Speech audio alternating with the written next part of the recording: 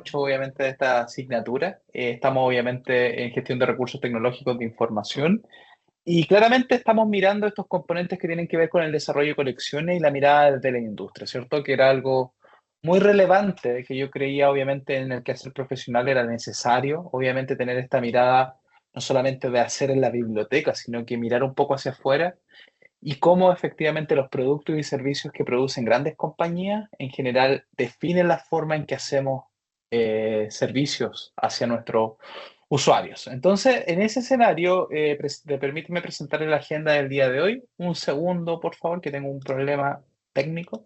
Solo un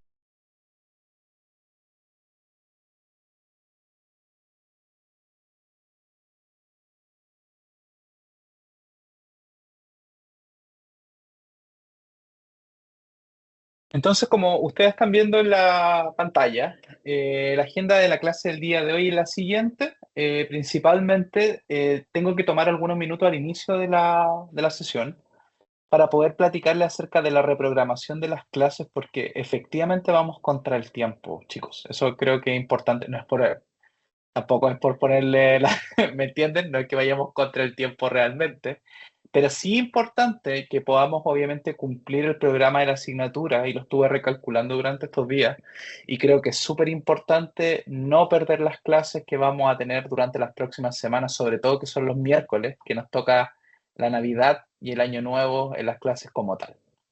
En ese sentido, efectivamente, yo conversé con usted hace un tiempo atrás para verificar su disponibilidad, ya sea los días lunes o viernes, porque efectivamente martes, miércoles y jueves no iban efectivamente a tener, ya tenían clases programadas y entendiendo que el miércoles van a ser festivos los últimos 2 miércoles de diciembre. En ese escenario, mi propuesta principalmente para todos ustedes es hacer una reprogramación de estas clases para los días lunes.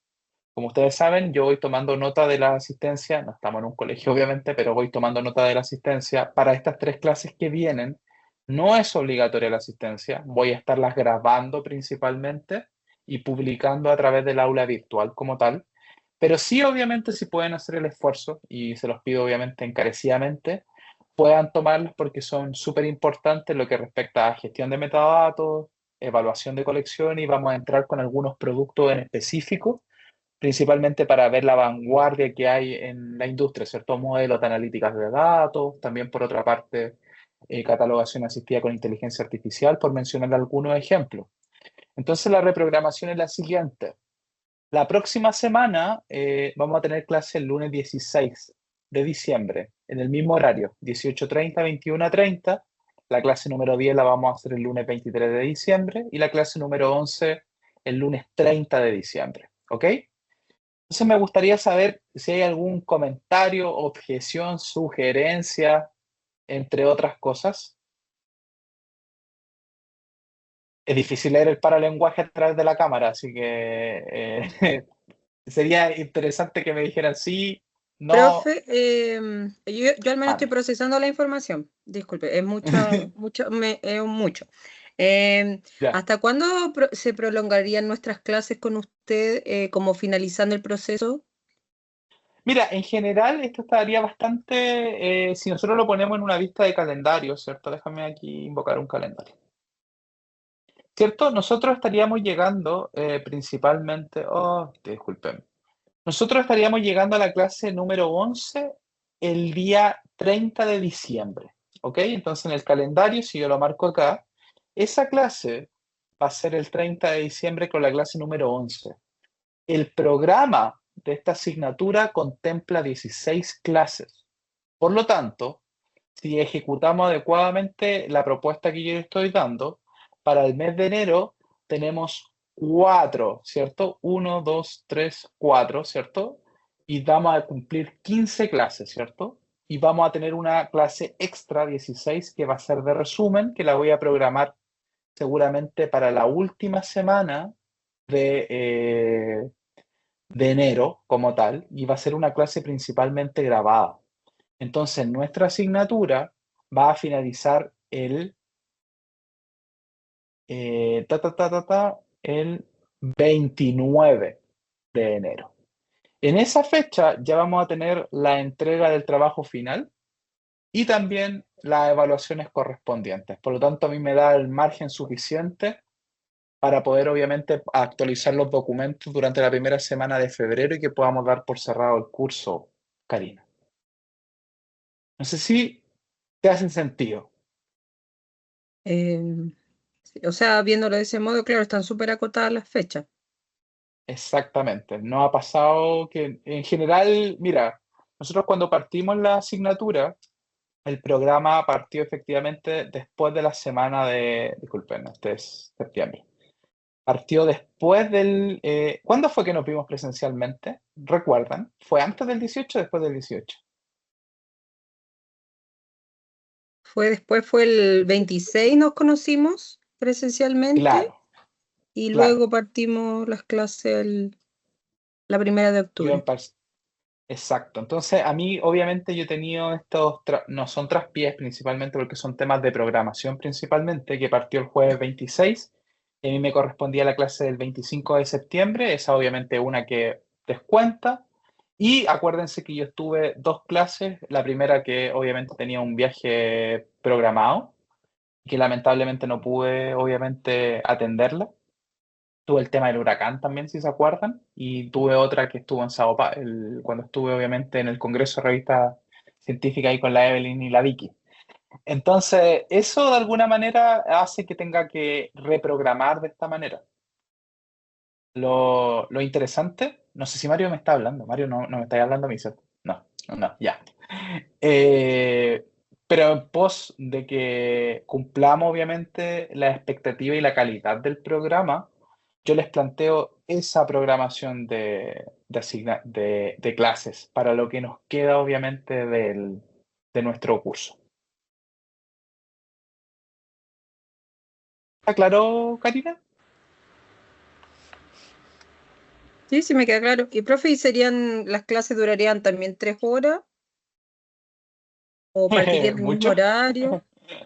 Exactamente. Las clases van a partir puntualmente a las 18:40. Ustedes saben que siempre les doy el espacio, obviamente, de llegar, conversar un poquito antes de las clases y comenzamos puntualmente a las 18:40 y terminarían a las 21:30 horas, como ha sido de costumbre.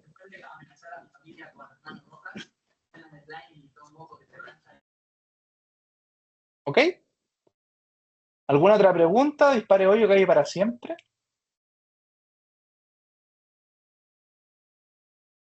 Veo que no. ¿Ok? Reitero, creo que es importante.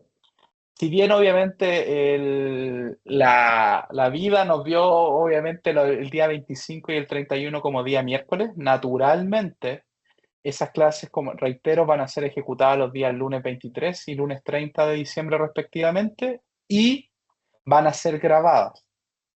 No es obligatoria obviamente su asistencia porque está fuera del programa, pero yo los invito, como es de costumbre, obviamente a poder tomarla porque creo que es súper enriquecedor no solamente para mí, sino que también para ustedes poder tener este tipo de actividades y que no perdamos el hilo y el ritmo de lo que vamos desarrollando en la asignatura. ¿Ok? Entonces, Importante que profe, estemos siempre. ¿va a Sí, subir a la plataforma de MUTEM? exactamente. Como tú, en general, ustedes como estudiantes, miren, fíjense, por ejemplo, a través del aula virtual de MUTEM como tal,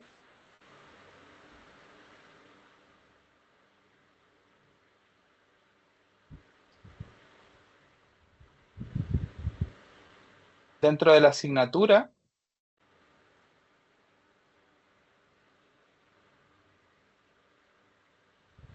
nosotros tenemos todas las presentaciones y los materiales multimedia publicados en recursos de aprendizaje. Esto debiesen verlo ustedes porque es un recurso que está publicado. Y acá efectivamente tenemos las clases listadas. Entonces ustedes las van a poder obviamente ver a través de esa plataforma, pero yo siempre recomiendo que en una interacción humana, ¿cierto? Se pierde un poquito el tema de verla a través de los videocontenidos, pero es relevante, o sea, si no pueden asistir, efectivamente se entiende, pero sí es importante puedan atender las clases porque son contenidos que van a ser parte, obviamente, evaluados y también son directrices para los trabajos, ¿cierto?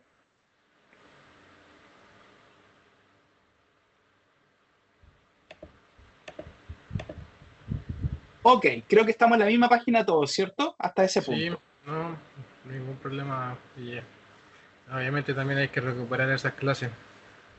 Sí, por supuesto. Ahora, creo que es interesante porque esta es la última charla que tenemos con respecto a servicios de producto y servicios de tecnología. Esta clase es principalmente importante por el hecho de la participación de un querido colega, su nombre es Roberto Tapia. Roberto Tapia es bibliotecólogo como tal, obviamente es bibliotecario documentalista de la Universidad Tecnológica Metropolitana y efectivamente él tiene una experiencia bastante importante en lo que respecta a la industria, ¿cierto? Viene de trabajar en Clarivate como director de ventas para América Latina y Roberto obviamente nos va a presentar una visión obviamente de mercado, ¿cierto? Entender no una lógica de biblioteca, sino que una lógica de industria, entendiendo los productos de contenido y los servicios de tecnología, ¿ok? Esa charla está programada para que la desarrollemos entre las 19 horas y las 20:15 principalmente, obviamente entendiendo sus preguntas y respuestas. Yo los animo siempre, como es de costumbre. ¿Se acuerdan cuando revisamos hace 2 clases atrás el Library Technology Guides? Y ahí efectivamente ustedes tenían la tarea de seleccionar un producto, ¿cierto? Roberto es especialista quizás en esos productos y efectivamente a partir de esta clase voy a publicar en el aula virtual una sección para que elijan el producto y lo complementen con la visión de Roberto con base a lo que ustedes obviamente detectaron. No es una actividad evaluada, pero sí es importante que la desarrollemos para poder garantizar que se hizo ese aprendizaje, ¿ok? Luego, vamos a tener un break entre las 20:15. Hay un micrófono, parece que había. Ya, perfecto. Ahí vamos a tener un break entre las... me confundí, perdón. Vamos a tener un break entre las 20:15 y las 20:30 horas. Y recuerden, a las 20:30 horas tenemos nuestro control de lectura con respecto a los 3 textos que les entregué la semana pasada. Son textos súper interesantes, principalmente desde una visión, desde diferentes visiones, ¿ok?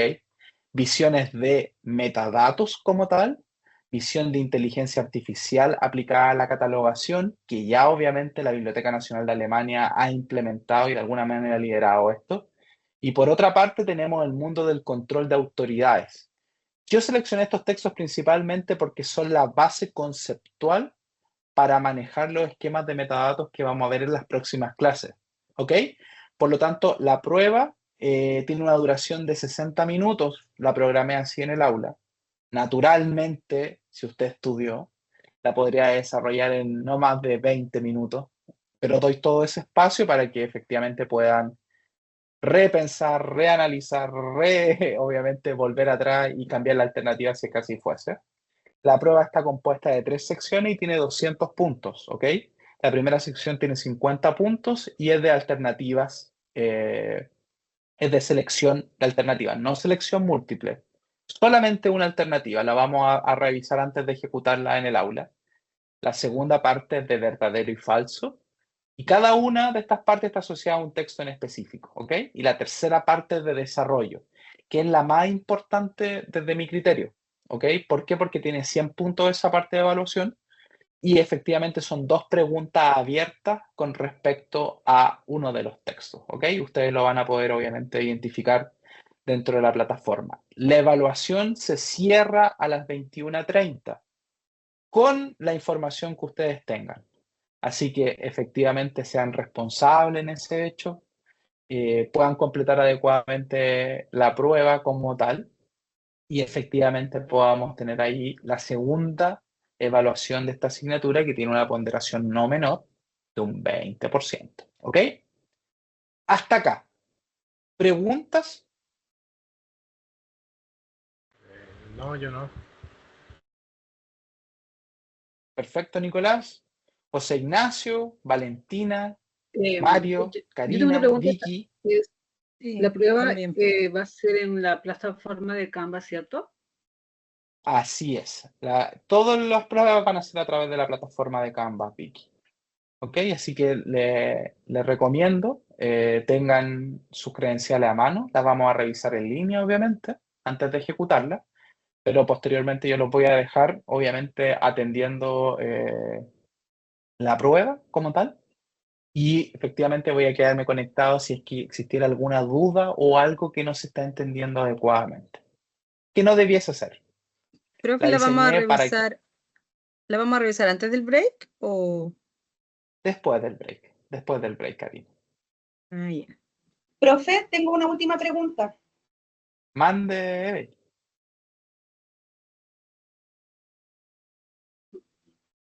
Esa clase que tenemos del 16.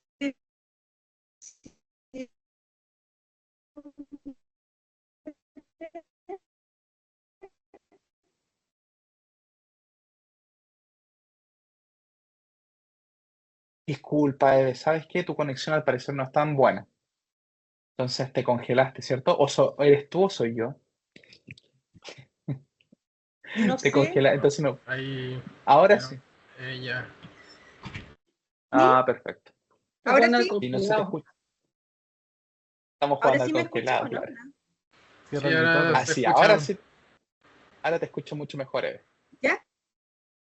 Que entendiendo de que las clases del lunes 23 y el lunes 30 son para esa otra fecha de Navidad y Año Nuevo, la del lunes 16 viene a... ¿Vamos a tener el lunes Arre- 16 y el 18 también? ¿o No, solamente el lunes 16. Solamente el Ya, lunes 18 16. no. 18 no, efectivamente. Ese día es como un Ya. reemplazo, principalmente.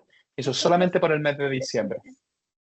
Ya. Buenísimo, Eve. Gracias por la pregunta. Bueno, dicho eso, y siendo obviamente las 18:59 para que vayamos en sintonía, ¿cierto? Estoy muy contento el día de hoy de poder presentar a mi colega Roberto Tapia Hernández. Roberto Tapia es bibliotecólogo de profesión, al igual que muchos de nosotros como tal. Él es bibliotecario documentalista de la Universidad Tecnológica Metropolitana. También cuenta con un magíster en procesamiento y gestión de información de la Universidad Católica de Chile. Ha trabajado por más de 10 años desde el lado de la industria, ¿cierto? Que es el contenido principalmente de esta unidad en la asignatura. Y ha ocupado diferentes posiciones que a nuestro criterio son claves, porque efectivamente tienen que ver con la toma de decisiones, efectivamente, dentro de no solamente el territorio chileno, sino que otros países que efectivamente enfrentan los desafíos similares a los que tenemos nosotros, pero con diferencias culturales, ¿cierto? Argentina, Chile, Colombia, Brasil, que no deja de ser menor, es la mitad de América Latina como tal, Colombia y también parte del Caribe inglés, ¿cierto? Entonces, en ese sentido, Roberto obviamente viene de su última posición de haber sido director de ventas para Latinoamérica y el Caribe en Clarivate, una empresa multinacional que actualmente tiene 3 verticales de negocio y efectivamente es una de las productoras y impulsoras de la Web of Science, ¿cierto? Que al fin y al cabo, ¿se acuerdan cuando vimos este ejercicio del Pro-Quality Dissertation and Thesis con el Web of Science? Básicamente es un ejercicio integral porque al fin y al cabo nos dimos cuenta que parte del negocio eran los datos, ¿cierto? Y entendemos, y eso se conecta efectivamente con el valor de los metadatos y por qué es tan importante que profundicemos en ese aspecto, porque es algo que tiene directa injerencia en el mundo de la biblioteca. Roberto tuvo la posibilidad, obviamente, de liderar estrategias comerciales y también de implementación de soluciones tecnológicas que son realmente innovadoras. Nuevos productos que van más allá del mero sistema integrado de gestión bibliotecaria, sino que soluciones como Leganto, ¿cierto? Gestión de bibliografías básicas, Campus M, por ejemplo, o Exploro, por ejemplo, son nuevas tendencias de las cuales las bibliotecas obviamente somos partícipes y que de alguna manera es realmente importante. Entonces, dicho eso, obviamente doy la más cordial bienvenida a Roberto por tomar obviamente su tiempo y poder dedicarnos su tiempo para poder presentar al respecto. Y también les recuerdo, colegas, los animo a realizar sus preguntas, principalmente, bueno, Roberto obviamente nos guía cuando es el punto ideal para hacer las preguntas, pero siempre es bueno obviamente preguntar desde el lado de la industria, que es lo que estamos mirando en esta asignatura, ¿ok? Dicho eso, Roberto, ¿estás por ahí, cierto? Así Estoy es. por aquí. ¿Cómo estás, Alonso? Muy bien, Roberto. Muchas gracias por poder conectarte el día de hoy. Gracias, Alonso, por la presentación también y por la invitación a participar de esta clase, ya en el magíster. Bueno, lo primero que nada quiero saludarlos a todos ustedes, algunos colegas, creo que algunos somos colegas bibliotecarios. Creo que por ahí tengo un par de caras conocidas también Sí. desde la UTEM. Hola, hola. Así que bueno, un gusto verlos nuevamente de forma virtual. Y bueno, lo primero que nada, felicitarlos por esta iniciativa que han tomado de tomar un magíster. Creo que es una gran decisión que implica mucho tiempo, recursos, pero que finalmente la vida se agradece después cuando uno lo obtiene, tiene muy buenos réditos. Así que bueno, felicitaciones por eso y mucho éxito también en este proceso. Como comentaba Alonso, bueno, Alonso me ha hecho esta invitación para comentar un poco mi experiencia desde el otro lado, desde el lado de la industria de servicios bibliotecarios. Como comentaba Alonso, llevo más de 10 años siendo el proveedor, el que está al otro lado de la biblioteca, y claramente eso también ha llevado a algún aprendizaje muy importante con respecto a la visión que se tiene desde de la unidades de información, de las bibliotecas y del mercado en general. ¿Ya? Yo he preparado una pequeña presentación y bueno, la idea, bueno, una vez que yo empecé a presentar, los dejo de ver, así que cualquier momento ustedes me quieran interrumpir, por favor, me dicen por el nombre y yo paro la presentación y comenzamos a conversar. La idea es que, bueno, que sea eso, que sea una conversación, que podamos realmente intercambiar alguna idea, que de alguna forma la experiencia que yo les pueda compartir sea de valor para ustedes. Así que, bueno, ustedes me dirán cuando quieran detener la conversación, la presentación y convertirlo a una conversación propiamente tal. Ya, a ver, voy a compartir mi pantalla. Por favor, ¿me confirman que pueden ver? Sí, podemos ver, Roberto, si te escuchas fuerte y claro. Sí se ve. Perfecto. Sí se ve. Estupendo.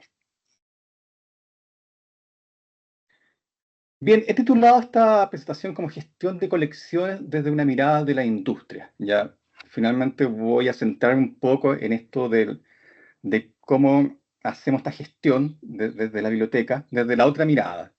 ¿Ya?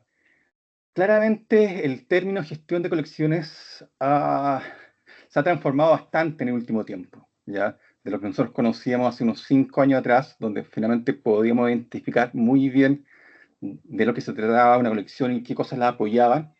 Cada vez, y bueno, producto también del avance tecnológico, se ha ido difuminando algunos límites dentro de esto. Así que vamos a conversar también un poco sobre eso. Este es el contenido que he preparado para ustedes hoy día. Lo primero vamos a conversar un poco sobre esta relación entre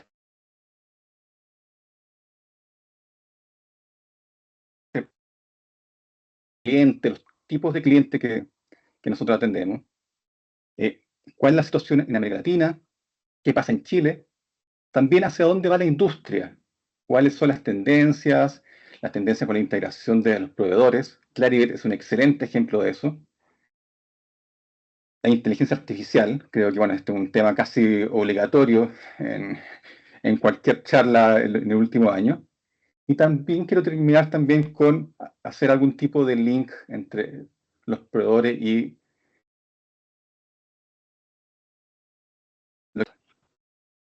Así que miren, yo he identificado algunas áreas donde los proveedores apoyan a la gestión de colecciones. Obviamente, estos son aquí, ¿no? De hecho, si ustedes buscan bibliografía, pueden encontrar muchísimas más opciones que esta. Incluso algunas podrían separarse, ¿ya? Yo solamente lo he hecho en base a mi experiencia y finalmente también a charlas. Así que bueno, en algún momento, obviamente, se entenderá que, bueno, y también es importante recalcar que esta es una posición experiencial, ¿ya? Mía. Entonces, obviamente, para otros proveedores o para otras personas quizás pueden tener una visión distinta frente a algunos de estos tópicos. Ahora, el primer punto que les quería comentar es la relación entre la optimización de procesos y nuestros proveedores, ¿ya? El primer paso, que finalmente los proveedores se han destacado en esta relación con la biblioteca, porque finalmente ellos prestan lo que son la tecnología. ¿Ya? Esta tecnología se basa principalmente en lo que ustedes conocen como las plataformas de servicio bibliotecario, los sistemas de gestión de bibliotecarios, los portales de descubrimiento, el análisis de datos, la gestión de licencias, las compras de paquetes, ¿ya? Que finalmente todo tiene que ver cómo mejoramos la eficiencia. Obviamente la tecnología aquí es importante, si bien todavía uno puede ver muchas bibliotecas que hacen esta parte en Excel, como muchos otros procesos, ¿ya? La tecnología aquí es fundamental. Y de hecho, dentro de las primeras implementaciones de sistemas de gestión bibliotecaria, lo que se llamaban los ILS, estos sistemas ya traían algún módulo de que se llama adquisiciones, ¿ya? Obviamente estos sistemas estaban orientados a formatos físicos, ¿ya? Y eso obviamente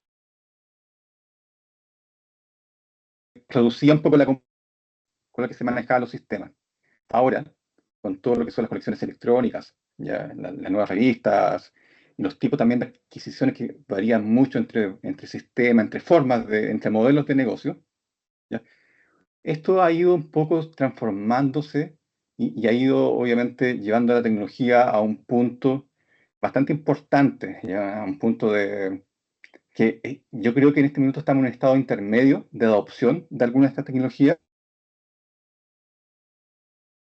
Hay algunas instituciones que ya tienen, o que han adquirido este tipo de funcionalidad, y otras que están en un espacio intermedio esperando el momento de sumarse, ¿ya? Aquí yo he colocado algunos ejemplos por ejemplo, de algunos que son como marketplace, ¿ya? En el caso de ProQuest, en el caso de EBSCO, Gobi, en el caso de EBSCO, Oasis, ¿ya? Que estas son plataformas que te permiten, de una forma, adquirir productos de contenido de una forma mucho más sencilla. Bueno, obviamente utilizan estos tipos de marketplace, los traen a sus sistemas y comienzan con ellos un proceso del flujo de adquisición. Obviamente el flujo de adquisición es mucho más que elegir como en Amazon lo que tú necesitas, sino que también tiene que ver con procesos de facturación, de cómo te conectas con otros sistemas de la institución, con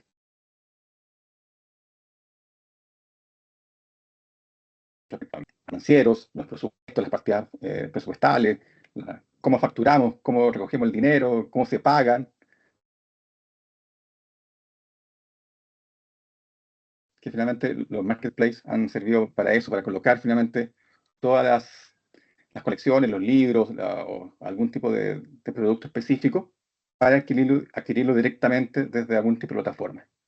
Y ya llevándolo ya a un poco al límite de lo que es el avance tecnológico, encontramos otros productos que ya que se integran con los sistemas de gestión bibliotecaria, con las plataformas de gestión bibliotecaria, en este caso con Alma, este producto que se llama Rialto, dentro del mismo sistema, que te permite conectarte con el sistema financiero, con los sistemas de presupuesto, con los sistemas de estadísticas, ¿ya? Y finalmente esto lo haces todo finalmente sin moverte del mismo sistema. Actualmente, en Latinoamérica solamente tenemos solamente una universidad que está en este primer espacio de implementación, que es la Universidad Católica Argentina.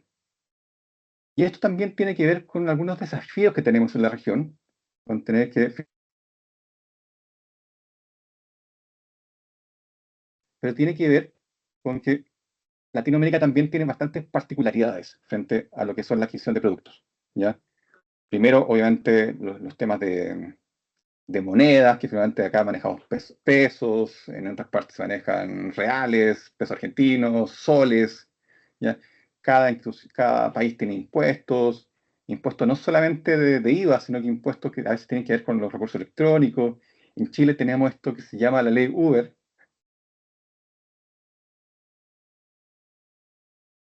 las plataformas tecnológicas, pero que también terminaron afectando otro tipo de plataformas que no estaban dentro del alcance al principio del proyecto, pero que fue, de alguna forma, impactó profundamente la forma que se compraban los productos. Así que eso es la primera parte. O sea, finalmente la tecnología acá va a ser fundamental para este proceso de adquisición.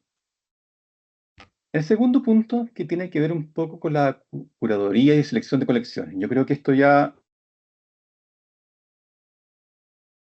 posiblemente los que son los bibliotecarios se sienten mucho más, entienden un poco el concepto de que finalmente hay proveedores que pueden presentar, que son agregadores, que crean productos especializados en alguna área específica del conocimiento. Acá yo puse un par de ejemplos. Por ejemplo, lo que hacía ProQuest de crear algunos productos que estaban orientados, por ejemplo, a negocios, ¿ya? Y que dentro de ese producto tú podías acceder a cantidad de recursos en distintos tipos de formatos.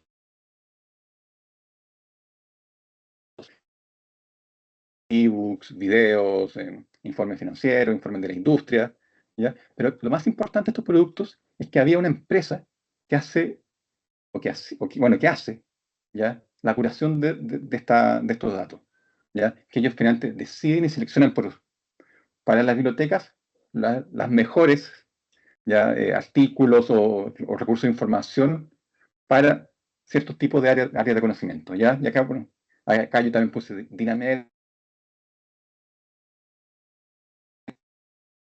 ¿ya? La Review, pero que finalmente los proveedores entregan este tipo de soluciones, ¿ya? Que tiene que ver ya con contenido que ya está curado y que finalmente así ellos agregan valor finalmente a estos paquetes de productos, ¿ya? A veces uno se encuentra en estos productos que tienen open access, algunos pagados, pero finalmente el valor que la empresa o los proveedores, ¿ya? Ahora, es quizás posiblemente uno de los puntos menos abordados dentro de la industria, es la digitalización y la preservación de colecciones, ¿ya? Creo que una vez que pasamos desde lo físico a la nube, disculpa, sí, adelante. ¿No? Ok. No, Una Roberto, vez que solamente pasamos, tenemos unos delay a veces ocasionalmente con respecto a tu conexión. Yo lo que te recomendaría sería que quizá apagaras tu cámara para obviamente evitar algún problema de conectividad como tal. perfecto, ahí la apagué. No sé si se escucha algo mejor ahora. Voy a ir más lento Sí, por también para supuesto. que, Sin ya, problema, Roberto. Muy bien, gracias. definitivamente, si voy muy rápido también me tienen que detener. ¿Ya? Claro que sí. Perfecto. Entonces, yo recuerdo cuando comenzó este proceso de pasar se habló mucho de la digitalización de las colecciones, ¿ya? Y que finalmente muchos creyeron que finalmente era digitalizar libros. Y bueno, y en parte muchas veces tenían razón, pero finalmente tiene que ver con un proceso que tiene que ver cómo preservamos nuestro contenido en un formato que sea accesible de forma electrónica, ¿ya? Y en esta idea, obviamente hay muchas plataformas que ya nos ayudan en proporcionar, primero, en digitalizar los documentos, colocarle tecnología a esa documentación, por ejemplo, lo que son los OSR, ¿ya? Para que los documentos sean leíbles por máquina o sea mucho más fácil también la edición de estos documentos, pero también cómo almacenamos esta documentación, cómo es accesible, ¿ya? Y finalmente también cómo catalogamos esta información, ¿ya? Finalmente la digitalización y la preservación también ha ido por caminos de metadata que son un poco distintos a los que nosotros conocemos de Mark, sino que también ya empezamos a hablar de otros esquemas de metadatos como son Darwin Core, Premis, entre otros formatos que finalmente son quizás un poco menos conocidos, algunos para tesis, pero que obviamente necesitan algún tipo de especificaciones distintas a las que estamos acostumbrados ya en bibliotecas, ¿ya? Y lo otro que también es importante, que finalmente cuando ya entramos acá ya también se produce un efecto de cómo podemos que estos documentos puedan ser recuperados a largo plazo. Y cuando hablo de largo plazo no me refiero a un año, 2 años, sino que finalmente esto que para acceso para muy, muy largo tiempo, o sea, está hablando de 20, 30 años atrás, y ustedes saben, o sea, los que hemos de alguna forma llevado o crecido la tecnología, hemos visto que formatos que han ido quedando obsoletos en el tiempo y que finalmente necesitan ser formados para que podamos de alguna que sean accesibles en el futuro, ¿ya? Y ahí, bueno, ahí encontramos algún tipo de plataformas, como en el caso que TextLib, Clarinet, Rosetta, bueno, Alma con su Alma digital, o Dilo con Odilo de preservación, ¿ya? Que nos permite crear estos flujos de trabajo y también, en algunos casos, también establecer algunas estrategias como, por ejemplo los protocolos que son OAIS, no sé si lo han visto ya ahora todavía en clase, dan soporte a toda una estrategia de preservación a largo plazo, ¿ya? Y eso es muy importante. Acá la experiencia me dice que, si bien se habla mucho de preservación digital, se hace poco de preservación digital. Creo que en Chile he visto muy pocas experiencias con respecto a implementación de sistemas de este tipo, sobre todo pensando en largo plazo. En Chile, por ejemplo, Rosetta solamente lo tiene el Poder Judicial. En el mundo hay archivos, por ejemplo, el archivo icónico del mundo, también utiliza algún tipo de estas plataformas, pero finalmente se habla de la estrategia OAS de preservación digital, pero en realidad en el momento de darle algún tipo de sustento tecnológico, creo que también ahí se ha hecho de forma muy rudimentaria. O sea, obviamente se ha tratado de cargar cosas en la nube, se ha tratado de digitalizar algunas cosas, mantenerlo en repositorios como un DSpace, como nada. Ha hecho poco para establecer una estrategia a largo plazo.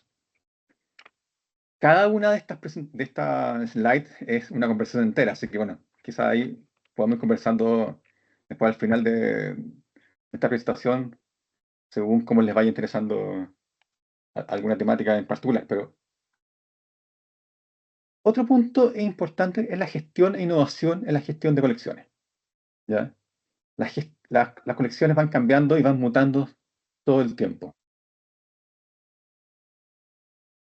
Hace un momento yo hablaba de la gestión de los metadatos, ¿ya? Pero los metadatos también, incluso en bibliotecas, han sufrido también muchos cambios. Hemos pasado de una regla de catalogación angloamericanas a la RDA, ahora estamos pensando ya en BitFrame, estamos pensando o incluso en otros esquemas de metadatos para eh, describir nuestras colecciones.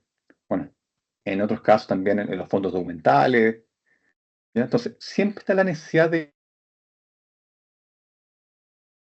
son nuestras colecciones a lo que son las demandas de este mundo cambiante, del mundo académico, de la investigación, por ejemplo, de hacer que nuestros sistemas que están, no sé, en Spark, puedan conversar con nuestros sistemas que están en Dublin Core, o que nuestro sistema de bibliotecas pueda importar de otros sistemas que utilizan otro tipo de esquema de metadatos, y a veces nosotros necesitamos hacer algún tipo de cambios masivos, ¿ya? Que son relevantes a la hora de poder hacer estos cambios dentro de nuestras colecciones. Por ejemplo, pero obviamente Alma trae algunas funcionalidades también de mejora de metadatos, de cambios. Bueno, ahí Alonso conocerá bien lo que es Bestmark con respecto a las potencialidades que tiene este tipo de productos para hacer también algún tipo de cambio y cambio en la catalogación de datos bibliográficos, ¿ya? Ahora, un rol que también a veces no se ve de forma tan clara, pero creo que es súper importante, es de cómo los proveedores han podido también la creación de comunidades. ¿Ya? Yo acá puse una foto de la última reunión de usuarios que tuvo Clarivate, pero puntualmente casi todos los proveedores también hacen este tipo de actividades donde reúnen a la comunidad académica, a la comunidad de sus clientes, para intercambiar información, para actividades de formación, para crear redes, para entender cómo funcionan las herramientas, ¿ya? Tanto a nivel local como a nivel global, pero también las empresas para fomentar este tipo de comunidades y de colaboración. Bueno, conocemos, creo que, bueno, ustedes deben conocer obviamente el ejemplo de OCLC, que finalmente esta catalogación comunitaria que se hace a través de esta plataforma, ya que, bueno, cada biblioteca puede catalogar, lo carga al sistema y, bueno, y todas las universidades miembros de esta red se pueden beneficiar de esta comunidad y bueno, de estos registros que son parte de una comunidad. Así que bueno, esto también es parte que, bueno, que tiene que ver con el ADN bibliotecario, que el ADN bibliotecario tiene que ver con esto de compartir. Yo recuerdo que, bueno, que antes de esto nosotros ocupábamos el Z8950, ya que son los primeros protocolos de comunicación entre bibliotecas y que de hecho son unos protocolos que son casi inéditos en el mundo para su época, ¿ya? Mucho se habla del TCP de Internet, pero el Z8950 es un protocolo muy antiguo y que finalmente permitió hace muchísimo tiempo y que ya ahora ha ido un poco mutando, cambiando a otros sistemas de conexión, ya obviamente a través de Internet y otros tipos de plataformas que finalmente hacen esto mucho más sencillo. En el caso de Clari y de Xlibris, ellos también proporcionan sistemas que tienen que ver con el préstamo interbibliotecario, pero no solamente de préstamos físicos, sino que también de préstamos de recursos electrónicos, ya en el caso de libros, capítulos de libros electrónicos, de papers, ¿ya?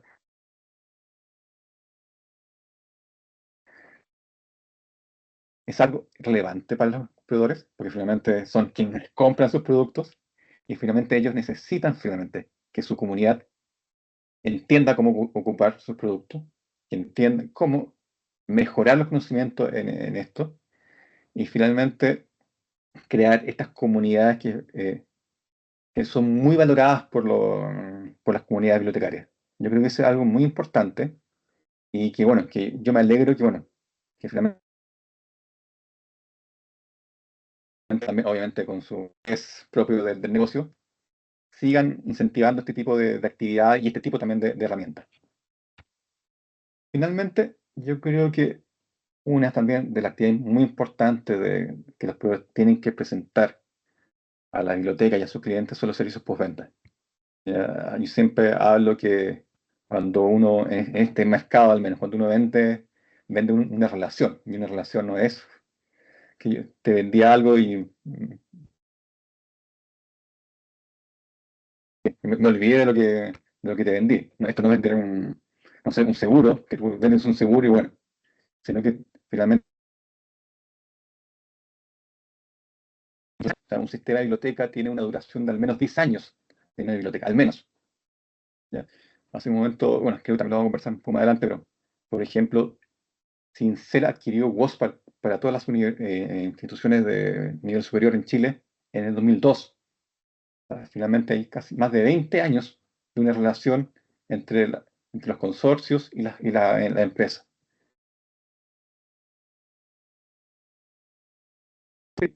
Es algo que tiene que ser muy valorado tanto por los proveedores como por los clientes, por la biblioteca, porque finalmente esto permite crear una relación que sea fructífera, ¿ya? En el largo plazo. Finalmente, acá hay estos servicios postventa que finalmente ayudan a actualizar el sistema, a proporcionar la formación continua y a solucionar problemas técnicos que las instituciones pueden tener. Yo recuerdo que teníamos un sistema de ILS, mucho del postventa era resolver problemas. Era resolver, bueno, esto no funciona, configuré mal una tabla, configuró un parámetro. Pero ahora el sistema postventa, o los servicios postventa, han mirado un poco más, bueno, y acá Alonso es el experto, pero han mirado un poco más a la consultoría. Entonces, eso es muy importante que finalmente de cómo las instituciones pueden sacar partido de lo que están haciendo y cómo pueden expandir sus herramientas. ¿Ya? Así que, bueno, estos son como algunos servicios con los que yo quería como comentarle un poco que están relacionados proveedores con algunos tipos de servicios que proveen los proveedores. Ahora, algo interesante les quiero comentar, creo que a veces uno que está en la industria lo ve muy claro, pero quizás para usted también se los quiero compartir. que son los clientes. ¿Quiénes son nuestros clientes? Porque uno pensaría que nuestros clientes serían los estudiantes, los usuarios finales. Para nosotros. Y de alguna forma lo son, pero esto no es como comprar un auto, tú vas a comprar un auto y el que lo compra lo maneja. ¿Ya? Acá el que compra es distinto al usuario final. Y a veces, muchas veces, el perfil de comprador tiene que ver con lo que compra. ¿Ya? Y parecerá ser que a veces podrían haber, no sea tan lineal la relación necesidad del usuario final con el comprador, pero muchas veces tiene que ver con otras gubernamentales, con respecto a acreditaciones, a estadísticas. Lo vamos a conversar en este minuto, pero puntualmente los clientes que yo he identificado, y pero bueno, obviamente las bibliotecas universitarias, las bibliotecas públicas, ya las especializadas, las vicerrectorías, los consorcios y los clubes de compra. Yo creo que, bueno, bibliotecas, yo creo que, bueno, todo el mundo se hace una idea de las cosas que, bueno, que compran una biblioteca universitaria, una biblioteca pública, incluso las vicerrectorías de investigación, de aprendizaje. La vicerrectoría de investigación, por ejemplo, obviamente están con productos orientados a la investigación, como puede ser, no sé, WOS, o Scopus, Saival, entre otros, ¿ya? O las académicas, como pueden ser productos que apoyan la docencia, como son Leganto, Campusem, etc. Pero acá hay un actor que es muy interesante. ¿Ya? En Chile tenemos un consorcio que se llama Sincel, ¿ya? Y en otras partes de Latinoamérica, bueno, son muy comunes los consorcios en Latinoamérica. Por ejemplo, en Brasil hay un consorcio llamado CAPES, ¿ya? Que agrupa a todas las universidades que tienen algún tipo de posgrado. ¿Ya? En Argentina está el CONACYT, en México está el CONRECYT, pero que finalmente todos funcionan de maneras distintas. Y esto es súper importante a lo que yo les comentaba finalmente de lo que compran. Por ejemplo, en el caso de Sincel en Chile, especie de consorcio, pero actúan también como una especie de club de compra, porque ellos no tienen el dinero, sino que finalmente ellos agrupan a las universidades, ¿ya? Frente a algún tipo de necesidad y establecen algunos lineamientos con respecto a ese tipo de compras, ¿ya? Pero el dinero proviene desde las universidades o de los miembros del consorcio. En el caso, por ejemplo, de CAPES en Brasil, CAPES es un consorcio que, bueno, es parte del gobierno,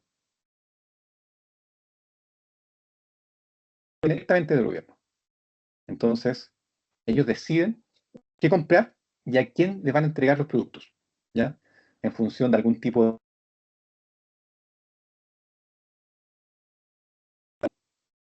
¿ya? Que les permita decidir cuál es el mejor producto o qué universidades merecen tener un producto y cuáles no. Depende también el tipo de, no sé, de acreditación, ranking, entre otros, ¿ya? Así que bueno, y el tema del consorcio, bueno, pueden ser consorcios privados. Por ejemplo, también en Colombia existe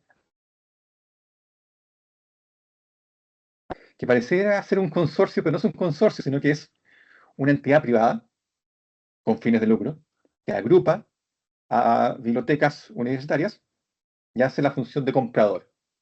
Y ellos negocian con los proveedores, encuentran el mejor precio, obviamente con algún tipo de comisión, y se la entregan a los usuarios que son, en este caso, las bibliotecas universitarias. Así que es muy interesante porque finalmente, por ejemplo, en el caso de Chile, volviendo al caso, por ejemplo, él provee lo que, por ejemplo, es WOS, ya, este índice bibliográfico. Hablamos también de ORCID o otros tipos, bueno, o incluso, y bueno, quizás acá es un poco más distinto de lo que son las colecciones a través de Bake, ¿ya? Lo que antes se llamaba CONICIT, ¿ya? Que finalmente ellos establecen algunos criterios y negocian con los proveedores y negocian con las universidades para entregar que tienen que ser el producto, ¿ya? En cambio, CAPES por ejemplo, ellos también deciden cuáles son los mejores productos y deciden a qué instituciones dárselo, ¿ya? Y deciden qué productos nos van a comprar y qué productos sí van a comprar directamente las universidades. ¿Y qué pasa? Por ejemplo, en el caso de Brasil, lo que no es comprado por CAPES, las universidades tienen que invertir su dinero en comprarlo. Entonces, eso obviamente cambia la forma,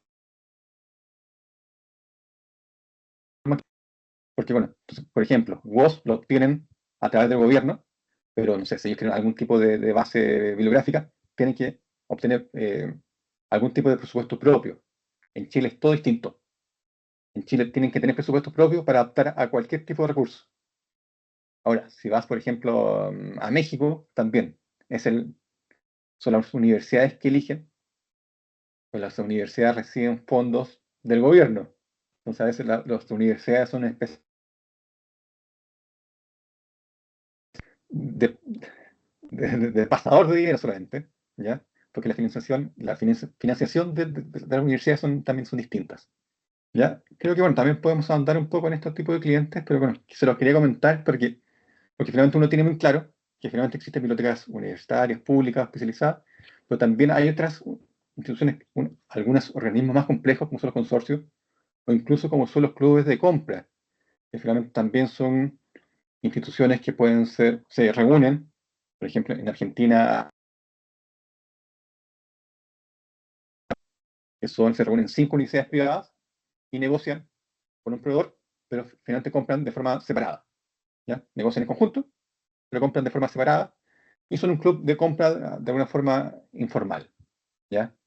En el caso, por ejemplo, de Colombia, este consorte que se llama, que pensamos que un consorcio, pasa a ser también una especie de club de compra. Y a veces, como les comentaba al principio, a veces los límites parecieran no ser tan claros. Ok, vamos a conversar un poco sobre la situación de América Latina y también un poco de Chile.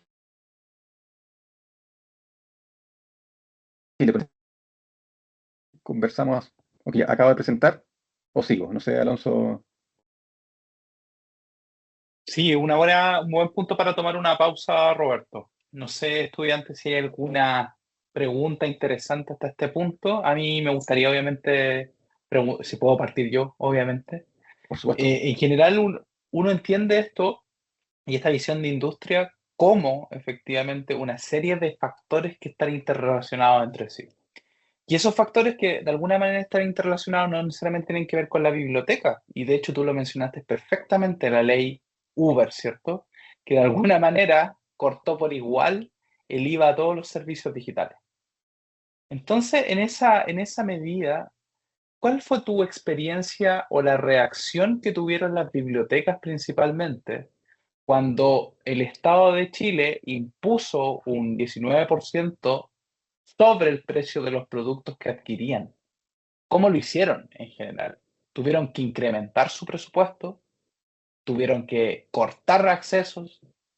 ¿Cuál fue, obviamente, tú que viviste en carne propia eso, Roberto? ¿Cuál fue la mirada?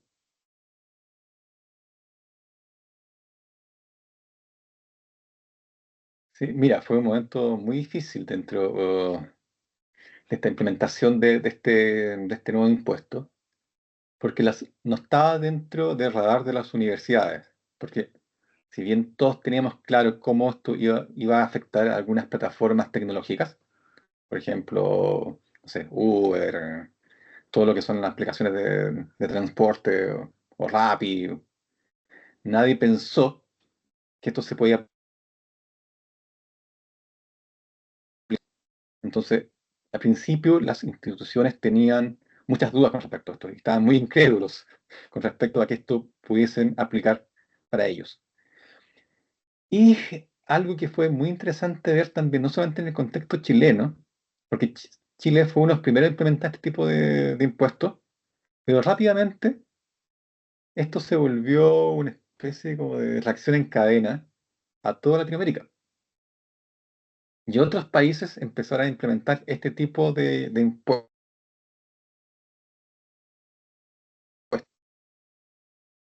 para recuperar algún tipo de dinero, no sé. y que finalmente fue actuó de la misma forma. O sea, que finalmente dicen, esta es una ley para aplicar a plataformas digitales, pero terminó aplicando a muchísimas otras plataformas, incluidas las académicas.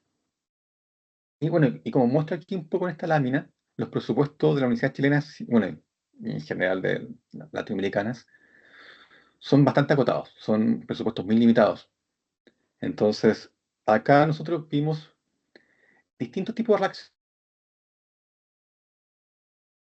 Universidades, por ejemplo, obviamente, no sé, la Universidad Católica, la Universidad de los Andes, universidades que manejan presupuestos distintos, que bueno, que pudieran adaptar sus presupuestos a la nueva realidad. No sin antes, obviamente, hacer algún tipo de negociación típica con el proveedor para poder llegar a algún tipo de presupuesto que pudiera mantener recursos sin incrementar tanto ya los costos. La mayoría lo que hizo fue, o sea, finalmente decir, tengo presupuesto de 100, bueno, y tengo que ver con qué me quedo con estos 100. Y allí eso fue, de alguna forma, también ayudó a las instituciones a limpiar, porque bueno, en el momento obviamente de vacas gordas, todos compramos todo lo que creemos que necesitamos y no sabemos cuánto lo ocupamos, si lo ocupamos o no lo ocupamos. Y ese fue un momento que las instituciones también les sirvió a ellos para hacer una evaluación clara del impacto que estaban teniendo, que tenían contratado. ¿Ya? Y una vez que lo hicieron, pudieron, bueno, mantener algunos recursos y dar de baja a otros. Y obviamente acá, obviamente, quizás los proveedores más pequeños fueron los más afectados con respecto a esto. ¿Ya? Eh, y bueno, eso fue un poco lo que pasó y como también te decía Alonso, esto también se replicó no solamente en Chile, sino que en el resto de Latinoamérica y también en el mundo. Fue un efecto también que nosotros lo vimos en Asia, en Europa, ¿ya? Que esta creación de impuestos post-pandemia a los recursos digitales. Perfecto, Roberto. No sé si hay alguna otra pregunta que también pueda ser de su interés. Adelante, por favor, si hay alguna, bienvenida sea. Marcela tiene la manita levantada. Adelante, Marcela. O sea, no más que una pregunta, quería compartir lo que he visto en cuanto a la postventa. Como ese tema me pareció interesante porque realmente la postventa de casi todos los productos y servicios que se ofrecen en bibliotecas eh, son súper pobres. O sea, esa es la realidad. Como que Ay, se ríe el profe. Es que, pucha, ya, al principio como que están súper disponibles para explicarte cómo funciona y el periodo de prueba y la cuestión. Ya, se acepta, se cierra el contrato y a veces uno queda medio botado ahí, pues. Em, y claro, solamente unos privilegiados pudieron probar la herramienta, pero después para que lo utilicen otras personas del equipo, cuesta un mundo que nos den como una capacitación, coordinar, y bueno, ni hablar después si se presentan algunos problemas con el uso de la herramienta.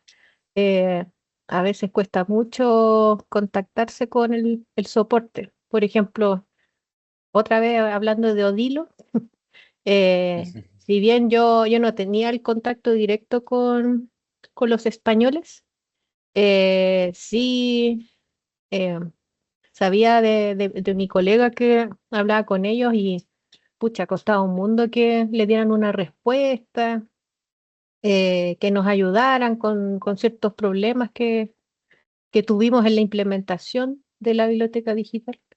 Eh, Así que eso, pues no sé si tendrá que ver que el soporte casi nunca está en Chile, eh, no sé, pero ojalá fuera mejor la postventa en general.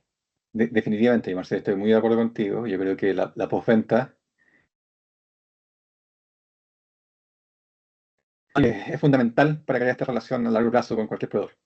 obviamente, y eso también te da algún tipo de garantía de que el sistema va a funcionar y que la relación a largo plazo va a funcionar entre ambos.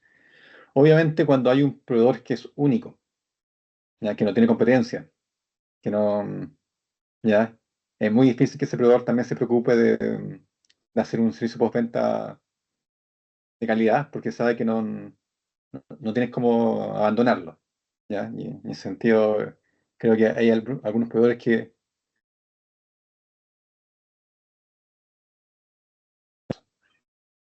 ya, pero claramente es algo que como clientes las bibliotecas tienen que exigir, y bueno, y que tiene que estar siempre en la mira cuando se hace la contratación, quizá incluso a veces incluir los contratos, ¿ya? Revisar los contratos, qué se dice sobre los tiempos de respuesta, sobre cuál va a ser la capacidad postventa, porque obviamente yo creo que es unos grandes dolores de cabeza y también obviamente desde la perspectiva del proveedor también es muy complejo. Es muy complejo, ¿verdad? Que permita dar soporte a una cantidad importante de clientes en la forma que necesita cada cliente, porque cada cliente también necesita cosas muy particulares. Entonces, ¿cómo convertimos esto en un servicio postventa, en un servicio de consultoría específica o en un proyecto específico para cada caso? Así que bueno, obviamente estoy muy de acuerdo contigo, Marcelo, así que bueno, es un, es un punto a discutir con cada proveedor. Además que hablando de los usuarios finales, Estoy un poco ni corto en el hablar de la tiempo. capacitación a esos usuarios, como en el uso de las herramientas. Claro, Al final tiene exactamente, sí. que hacerse a través de los bibliotecarios, simplemente de los talleres que realizamos, Claro, porque es difícil conseguirse una capacitación del proveedor. Como- Evelyn, Evelyn, ¿cierto? Yes. Adelante, Eve, por favor. Hola, buenas. A mí me gustaría, si me pudieses explayarte un poco más con respecto a los clubes de compra, si tienes alguna experiencia con respecto a eso y en organismos gubernamentales, cómo se hace por el tema de los contratos, de las platas, cómo si es fácil hacerlo o qué implicancias tiene. Porque lo encuentro un poco, o sea, me parece una excelente idea, pero yo trabajo en un organismo estatal en el cual sacar dinero es un poco complejo en ese sentido, más si te alías con otras instituciones. Es por eso que me gustaría saber si existe alguna experiencia relacionada con eso, si conoces de alguna. Mira, los clubes de compras pueden ser formales o formalizados o informales. ¿Ya? Nosotros nos hemos encontrado con muchos tipos de clubes de compra. ¿Ya? Este ejemplo que yo doy de Argentina, que se llama el consorcio, eh, consorcio Apertura, ¿ya? Es un club formal de compra, no existe en el papel.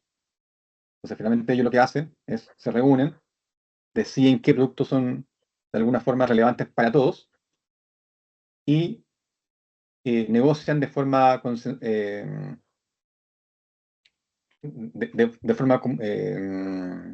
comunitaria, ¿ya?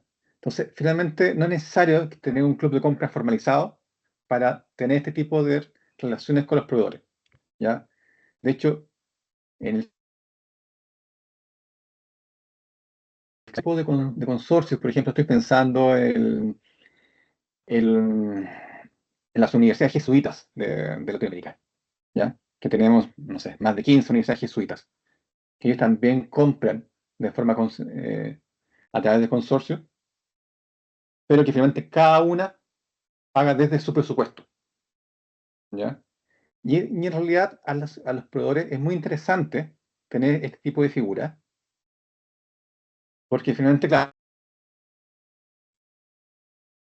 a un cliente y en vez de venderla a uno, le vendes a 5, le vendes a 10, independiente que le vendas por separado, pero finalmente haces una negociación que es solamente una negociación, entonces todos ganamos tiempo también, ¿ya?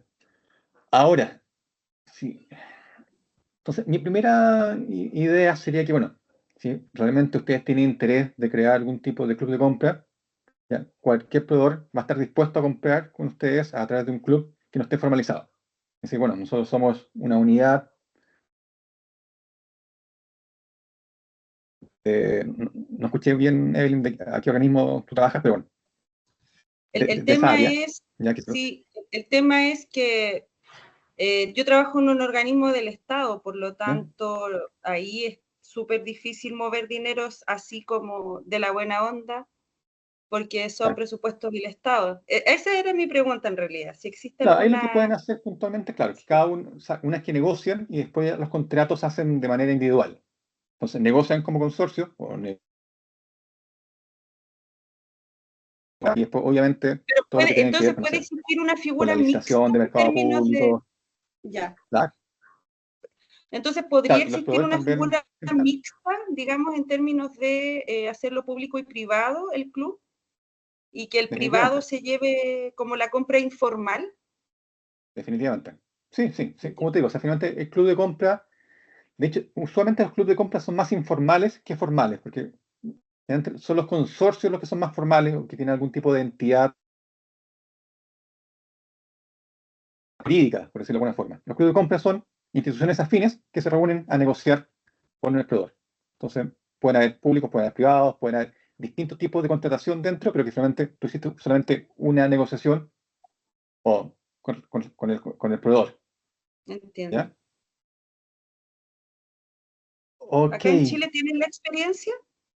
Acá en Chile, a ver, hemos conversado, sí, claro. O sea, finalmente hemos conversado muchas veces con las universidades católicas, hacer algunos tipos de compras consorciadas, por ejemplo, de algunos productos de contenido, ¿ya? Entonces, claro, tú vas y dices, Universidad Católica de Temuco, la del Maule, la Católica, no, la Católica de Chile no, porque obviamente siempre compran aparte, ¿no? La Católica del Norte. Entonces, claro, ellos como católica, finalmente ellos dicen, tenemos estas necesidades, ¿ya? Y van y negocian con los proveedores con, necesitamos, no sé, este producto, por favor, danos un precio para, ¿ya? Y eso es algo que ha ocurrido más de una vez, ¿ya? Y obviamente ese club de compras puede funcionar solamente para una compra, o después pueden agregarse otros proveedores, o se pueden incluir a otras universidades, a otras instituciones. ¿Ya? Es un poco la experiencia. Ya, gracias. Perfecto. Sí, a ver, bueno, yo quería contarle un poco del contexto de Latinoamérica, ¿ya? En Latinoamérica es que hay mucho interés también en adoptar nuevas tecnologías, ¿ya? En esta sociedad hiperconectada, yo creo que no hay mucho que envidiarle a nuestras aspiraciones de los europeos, los norteamericanos, a querer adoptar nuevas tecnologías. O sea, yo creo que muy pocas veces he visto universidades, instituciones que digan, no me interesa adoptar esta nueva tecnología, estoy bien como estoy, ¿ya? Y yo creo que es algo súper positivo, ¿ya? Porque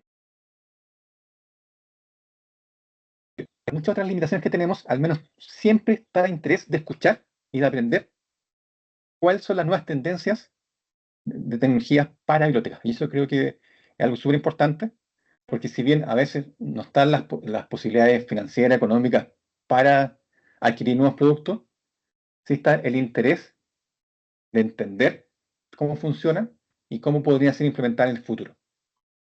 ¿Ya? De la misma forma, depende un poco el país, hay enormes en el acceso a infraestructura. O sea, a veces uno ve Chile y dice, bueno, nos falta mucho, pero bueno, uno va a Argentina, va a Paraguay, va a Bolivia, va a Perú, va, no sé, a, a El Salvador y se da cuenta que finalmente nosotros somos el primer mundo en cosas de tecnología. Entonces, si bien estamos todos dentro de un mismo paraguas de Latinoamérica, el acceso a la información es muy, muy distinto. ¿Ya? Entonces, por eso es interesante e importante entender cómo se producen esas desigualdades y cómo podemos, de alguna forma, nivelar este trabajo, ¿ya? Para que, bueno, obviamente los productos que podamos vender, y pasar también el tema de la postventa, ¿ya? Porque claro, o sea, tengo en Chile que vendo solamente productos de primer nivel y tengo en Argentina que vendo solamente productos de alguna forma de segundo nivel, pero tengo que dar soporte a ambos. Si en cambio si todos tuvieran el mismo producto, sería mucho más sencillo su postventa. Creo que está ahí José Ignacio. José. Hola, José. Sí, muchas gracias. Eh, Mi pregunta es, ¿cómo es la mejor manera de decir que no? Como si nosotros en el futuro tenemos que liderar unidades de información, tenemos un presupuesto, después nos quitan y en algún momento tenemos que volver a conversar y tenemos que desligarnos de alguna manera muy diplomáticamente. ¿Cómo es la mejor manera de nosotros poder expresar que tenemos que tal vez retirarnos de una proposición y que no depende de nosotros el tema presupuestario y ustedes como proveedor que tal vez se hicieron alguna expectativa? ¿Cómo sería lo más diplomático de salir de una situación un poco embarazosa? Como eso, algún tip si hubiera, si existiera. Gracias. Yo creo que lo más importante ¿Estás acá es viviendo una ser. situación real? Quizá. Sí, lo más importante yo creo, José, es ser transparente. ¿Ya? Transparente en el por qué estás dejando el producto o no estás contratando el producto. Si realmente te interesa el producto y es un Ujú, tema solamente financiero, a veces los proveedores pueden hacer excepciones. O sea, finalmente, o sea, si el producto vale 100 y tú tienes 70, a veces el proveedor, no sé, estamos a fin de año, necesitamos cerrar ventas, bueno, decimos, bueno, 70 es mejor que nada. Entonces, entiendo. a veces, o sea, yo no digo que sea una buena práctica para todos los tiempos, pero sí ser transparente porque finalmente a veces hay espacio de negociación. Si tú te dices, a lo mejor es necesario para tener esta implementación. O sea, a lo mejor el proveedor te puede decir, oye, mira, yo tengo esto, ¿ya? O yo te puedo proveer esto de forma gratuita. Entonces, y finalmente, claro, si no hay presupuesto, no hay nada que hacer. No, ya, eso obviamente para ninguna de las dos partes es positivo, pero yo creo que cuando uno es transparente, y obviamente yo sé que hay vendedores que son más catetes que otros, y te van a insistir todo el tiempo que, bueno, que compres esto en vez del otro, ¿ya? Pero yo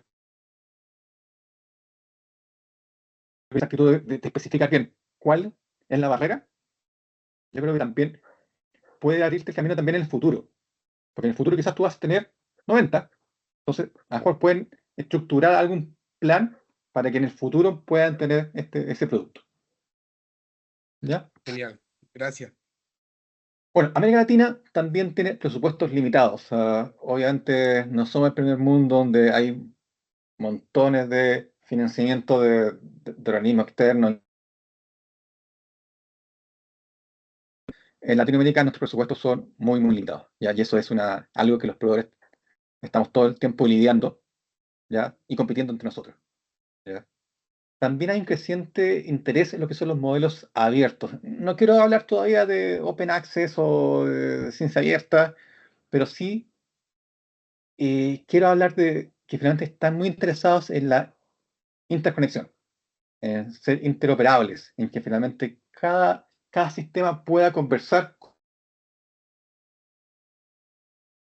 Creo que eso es bastante importante, porque pasan muchas veces que la universidad o las instituciones hacen inversiones que son millonarias y se encuentran con un sistema, no sé, de facturación y otro sistema de biblioteca que no conversan, ¿ya? Entonces han invertido una cantidad de dinero para tener silos de información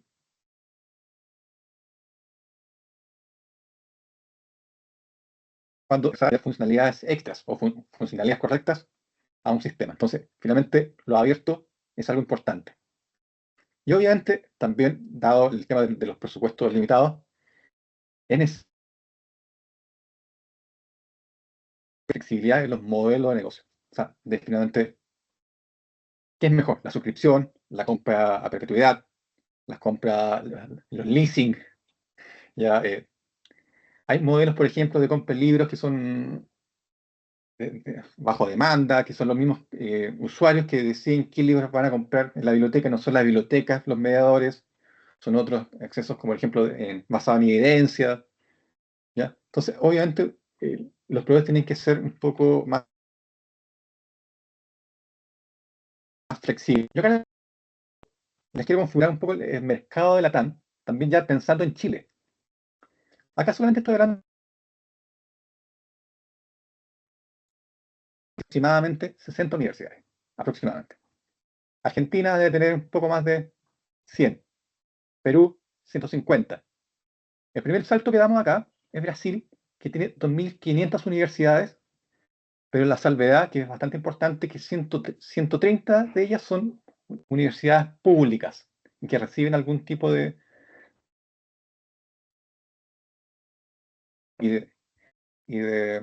acceso a plataformas. Las otras 2.000 universidades se las arreglan como pueden. Colombia, más de 260. México, que es un caso similar de Brasil, que tenemos más de 2.000 universidades, pero solamente 200 están dentro de un proceso de acreditación o que son públicas o que tienen algún tipo de respaldo acreditadas dentro del contexto del país. Se dan cuenta, ¿ya? Hay mercados dentro de TAM que son muy distintos a otros, ¿ya? Aún así, a pesar que Chile es bueno, antes de hablar de Chile, también quiero hablar finalmente de lo que pasa en Estados Unidos, para que también vayamos viendo otras dimensiones de mercados. En Estados Unidos son más de 4.000 universidades.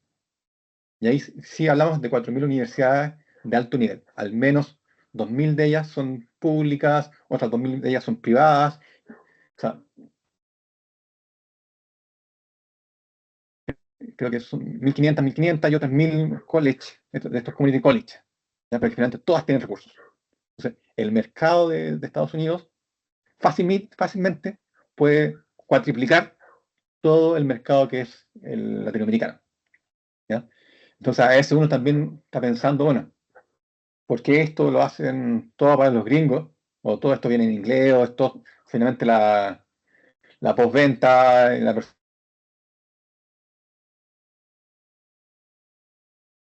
mercado de Estados Unidos es gigantesco comparado con el mercado de Latinoamérica. Ahora, ¿qué pasa con Chile?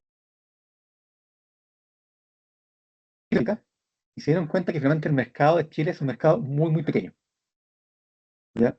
Pero a pesar de ser un mercado muy pequeño, es un mercado que siempre está muy expuesto a la adopción temprana de nuevas tecnologías. Y de hecho, por ejemplo, Chile fue el primer país en adoptar una plataforma de servicios bibliotecarios en Latinoamérica. El primero. No fue México, no fue otro país, fue Chile, la Universidad Adolfo Ibáñez. Implementó ALMA en su momento. De hecho, la primera implementación del sistema de plataformas bibliotecarias en Latinoamérica de código abierto, Folio, también fue en Chile, que fue la Universidad de Concepción. ¿Ya? Por ejemplo, también, y Chile también tiene políticas públicas que también están orientadas a mantener un estándar relativamente alto comparado con el resto de Latinoamérica, siempre, ¿ya? Con respecto a de hecho, yo les comentaba ya que Sincel, ya en el 2002, su primera adquisición fue adquirir WOS para el 90%.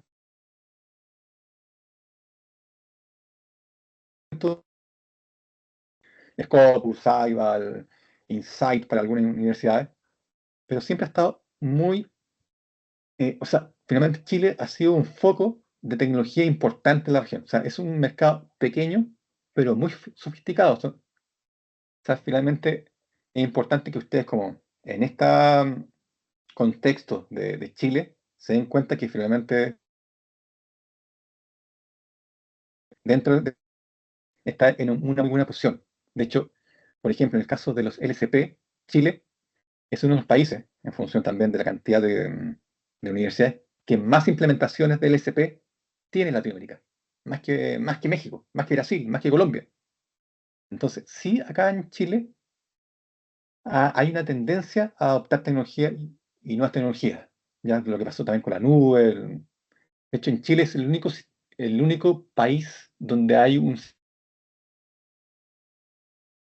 observación digital, que es en el Poder Judicial.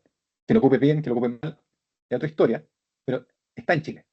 Entonces, hay que aprovechar esa oportunidad que es un polo tecnológico dentro de Chile y que finalmente podamos seguir utilizando ese capital para exportarlo, para, bueno, crear las posibilidades que finalmente acá en Chile pueden haber buenos profesionales y exportar profesionales hacia la industria.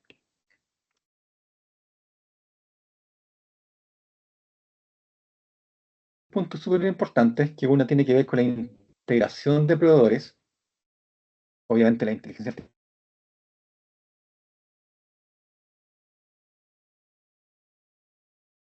¿Cuánto me queda todavía? No sé, ¿me quedan 10 minutos, Alonso? Sí, tranquilo, Roberto. Con 10 ¿Sí? minutos Ya, estamos perfectos. A las perfecto. 20:10 finalizamos. Ok. Entonces, el primer punto, que era la integración de proveedores. Esto es un fenómeno que vemos, pero que se ha hecho muy patente dentro de los últimos 10 años. De hecho, ya Marshall Breen, que es nuestro gurú tecnológico ya para bibliotecas, en el 2020 ya decía que esto era una tendencia imparable, imparable. Y ya en el 2024 esto ya llegaba a algunos ribetes incluso pareciera absurdos de integración vertical e integración horizontal. El caso de Clarivate es brutal, brutal, porque no solamente se ha integrado,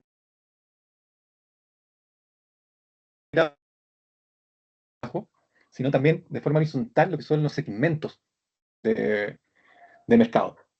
Entonces, finalmente, Clarivate te puede ofrecer flujo de trabajo en todas las áreas, además en todas las áreas del mercado, o sea, en investigación, en biblioteca, en preservación digital, en IP, en patentes, en lo que tú quieras, te puede dar algún tipo de solución. EBSCO ha hecho algo similar con esto, que finalmente pasó de ser agregador de contenido a también a manejar tecnología a través de su EDS, de descubridor, y ahora a través de proporcionar implementación y soporte de este LCP Folio, ¿ya? También para poder también proteger parte de su negocio. Elsevier, no, Elsevier, que es un juez y parte en el mundo de la biblioteca, donde te entrega métricas y te entrega también los papers, también es un editorial, otras herramientas para también de gestión bibliográfica, ¿ya? Así que, obviamente, este tipo de tendencias es algo que, bueno, que ya es difícil seguir previendo hasta qué punto vamos a seguir, se va a seguir produciendo, ¿ya? Porque no sé, no sé.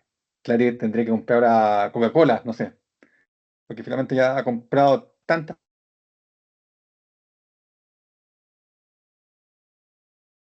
tipos de importantes, desafíos de cómo manejar una empresa tan grande, cómo moverla, y también cómo responder finalmente a empresas mucho más pequeñas, que también, porque son más pequeñas, pueden moverse de forma más rápida en el mercado. Y también tenemos otras empresas como son distribuidores, ¿ya? Que también son empresas como por ejemplo Alonso y TMS, que también tiene, eh, que son distribuidores de algunas otras empresas, entonces traen productos y los venden bajo un alero de un solo proveedor de servicios, pero que son de una pertenencia o de un origen distinto. Finalmente ellos, el origen son ellos mismos, o sea, crean la plataforma, la desarrollan, la data que la obtienen también la crean ellos o la obtienen ellos. Es brutal. Marcela.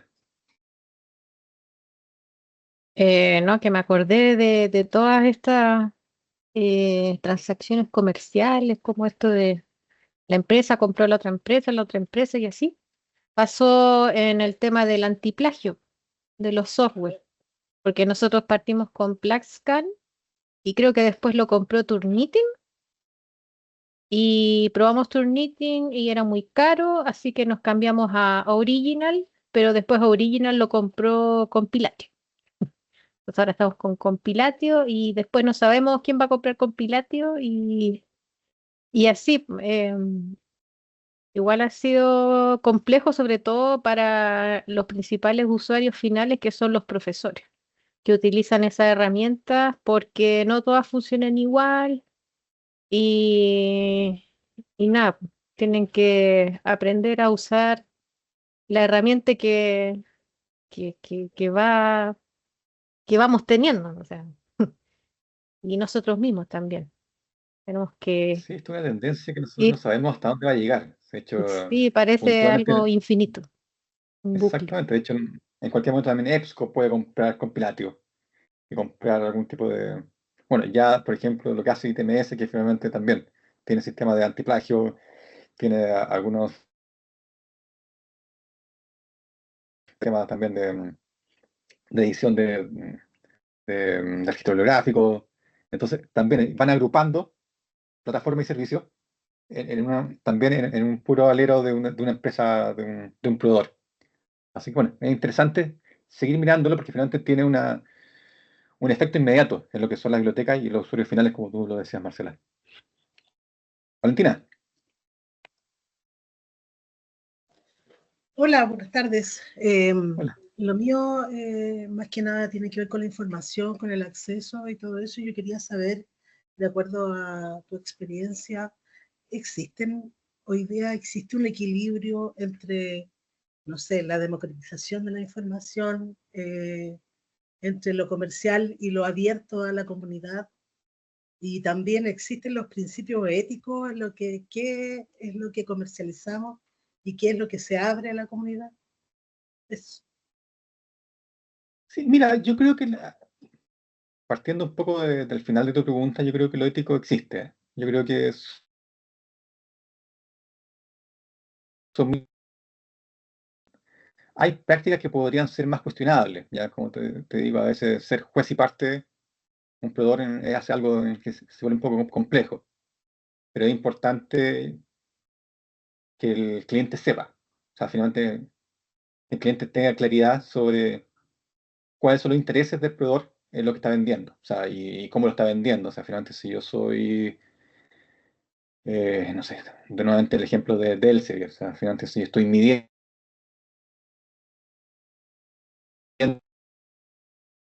colocándola en categoría de, no voy a decir calidad, pero de impacto, claro, hay que tener algún tipo de cuidado con respecto a algunas cosas como esas. ¿Ya? Como decía Marcela, la postventa, por ejemplo, ahí se produce la venta, pero luego, como en todos los productos o en muchas empresas, no hay un responsable detrás que se la juegue hasta el final. Entonces, al final llegamos a Diferenciador este importante la manejo de la industria información. Sí, llegamos al mismo ejercicio que es la venta desmedida o sin los detalles importantes. Por eso preguntaba, ¿hay un equilibrio entre efectivamente. esto y el otro? Mira, yo creo que el equilibrio también está dado en función del mercado. O sea, si hay varios proveedores, obviamente la torta hay que repartírsela entre más partes. Un diferencial importante va a ser la calidad postventa. O sea, si finalmente yo estoy con Clarion, pero EBSCO me da una mejor calidad postventa, obviamente me voy a ir con EBSCO, porque finalmente yo sé que ellos me van a atender mejor. O al revés. Porque si EBSCO me ofrece X y no me da lo que me está pidiendo, me puedo ir con el competidor. Entonces es importante que exista la competencia. ¿Ya? Es importante para el mercado, es importante para la innovación de productos, ¿ya? Porque finalmente si no hay competencia, lo hemos visto muchos ILS en su momento, donde existía en su momento Aleph, Millennium y Cipsy, no hay competencia. Habían tres y se repartían el mercado entre ellos tres y pasamos casi 30 años con el mismo sistema, ¿ya? Hasta que hubo una disrupción, y ahora también pasa lo mismo, que finalmente Alma, tenemos como LSP y tenemos una competencia menos fuerte con Folio, pero después no hay nada más. ¿Ya? Bueno, podemos hablar de Word, que al final tampoco está al nivel de eso. Entonces es importante que finalmente exista esa competencia y, claro, y que finalmente el cliente exija y que castigue cuando finalmente el proveedor no entrega el servicio que prometió, ¿ya? O que finalmente el cliente sepa cuál es el alcance del servicio por venta. Yo creo que también eso sería lo ideal.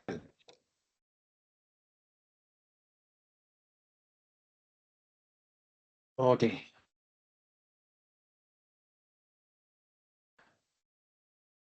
Artificial, creo que bueno, no hay ninguna presentación en los últimos años que no incluya una lámina de inteligencia artificial con respecto a cualquier cosa, ¿ya? Y obviamente la inteligencia artificial en todos los productos de proveedores va a ser un más en el paso. O sea, a veces yo veo cosas, plataformas de libros que incluyen inteligencia artificial. ¿Para qué? No tengo idea. Si es relevante, no tengo idea, pero tiene que estar ahí para poder vender que tenga,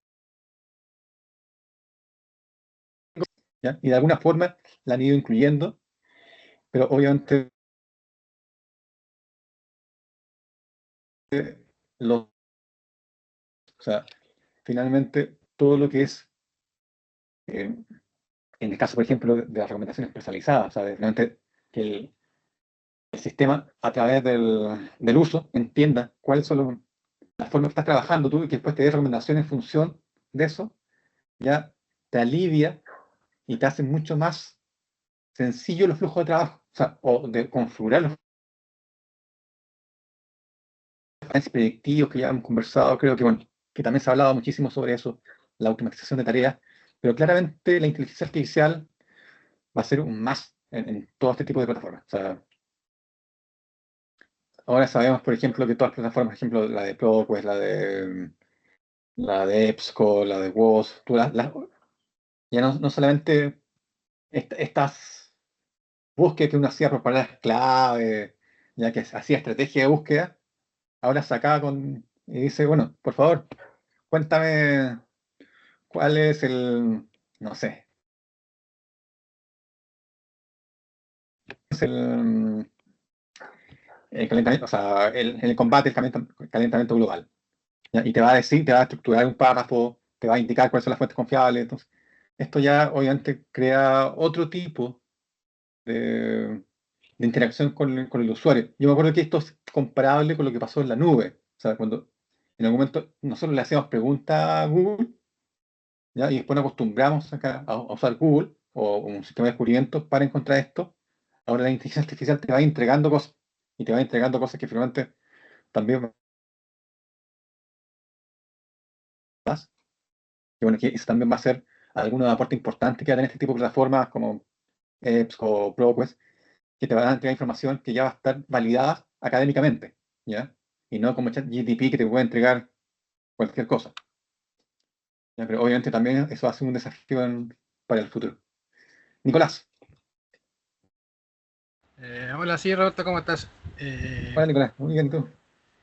Yo te quiero hacer una pregunta más general, pero igual ligada a tu expertise y el manejo que tienes sobre este tema, porque igual, como te comenté, tú manejas este asunto y la pregunta sería, ¿cuáles crees que serían los beneficios y los riesgos de la inteligencia artificial en general en lo que es la profesión y la biblioteca? Igual sería interesante conocer tu opinión, porque maneja el tema y así uno puede saber más o menos lo que tú crees que son las cosas buenas que puede tener la inteligencia artificial al mundo de la bibliotecología y cuáles son los posibles riesgos, si es que ves algunos riesgos que existen de la inteligencia artificial hoy en día en la bibliotecología o a futuro. Esa es como más o menos la pregunta. Mira, yo creo que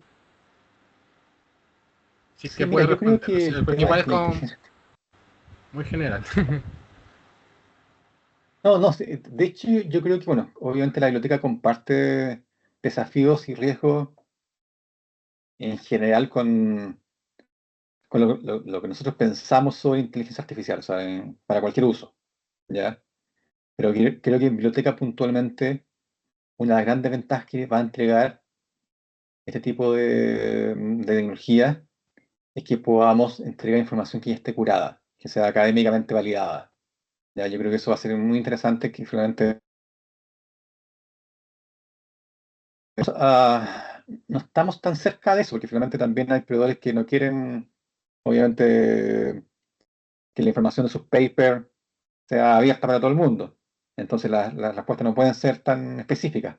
Pero bueno, ahí entra el otro punto que es el acceso abierto. ¿Ya? Entonces, en función de cuánta más información curada tengamos, más información validada y que la podamos aplicar a una inteligencia artificial, solamente van a haber beneficios, porque finalmente todo hace mucho más sencillo. ¿Ya? Y claramente, lo que antes nos demorábamos en llevar meses de investigación, ahora claramente esto va a ser muchísimo más rápido. ¿Ya? Obviamente, toda la automatización de tareas, de análisis predictivo, obviamente también está mejorando los flujos de proceso a niveles que hace 5 años atrás era impensado. O sea, finalmente, me acuerdo que, claro, antes existía, bueno, todavía existe esta figura del administrador sistema para cambiar un flujo de trabajo, era un día de trabajo, ya, configurar tablas. Ahora, la misma inteligencia artificial te dice, oye, veo que quieres configurar una orden de compra, te sugiero que hagas este flujo de trabajo. Y tú aprietas que sí, y te creas todo el flujo de trabajo hasta la factura, por ejemplo. ¿Ya? Entonces, yo creo que hay beneficios siempre y cuando sea supervisado, obviamente, por las fuentes oficiales que requerimos para este tipo de,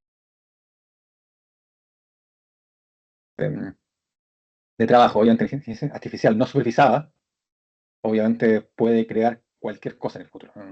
Entonces, sabemos que, bueno, que ChatGPT tiene alucinaciones, te entrega información inadecuada, a veces te miente, y tú lo confrontas y te dice, hoy sí, te mentí, pero bueno, en realidad quise decir esta otra cosa.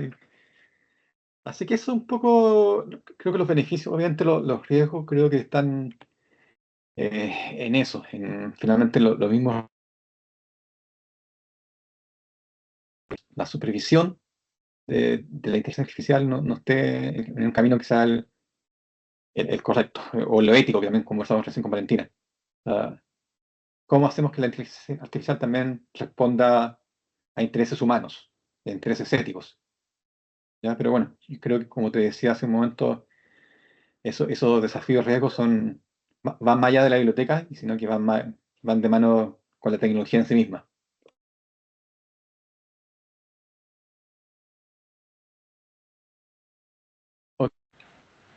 Ok, Pasado muchas de gracias. la hora. ¿Ya? Obviamente entonces la tendencia del acceso abierto, ¿ya? De cómo finalmente el acceso libre a los modelos de publicación, ¿ya? Esto obviamente va a desafiar a los editores, y ya está desafiando a los editores, porque finalmente, si bien los editores han creado algunos tipos de rutas para seguir en el mercado de los editoriales, cada vez también se están haciendo muchas políticas de gobierno, muchas políticas que impulsan la libre difusión o el libre acceso a la ciencia. ¿Ya? Entonces, en algún momento tenemos que llegar también a algún tipo de consenso, finalmente, cuál es el rol de la editorial, cuál es el rol ético de la editorial, cuál es el valor real que aporta la editorial al, a la creación del conocimiento. ¿Ya? Obviamente, creo que la editorial tiene que jugar un rol importantísimo en el valor, entonces tiene un valor en la creación de nuevo conocimiento. ¿Ya? Pero tenemos que averiguar cuál es. Y yo creo que el acceso abierto nos va a ayudar a eso. Obviamente todo lo que son los repositorios institucionales, todo lo que es la plataforma, toda la infraestructura que va a soportar esta plataforma o esta estrategia, ¿ya? También eh,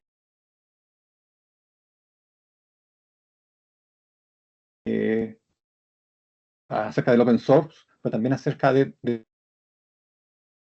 la gente habla mucho del open source, pero en realidad yo conozco a muy poca gente que modifique un código de open source, ¿ya? Y finalmente modificar un código de open source puede ser mucho más costoso que involucrar a software propietario.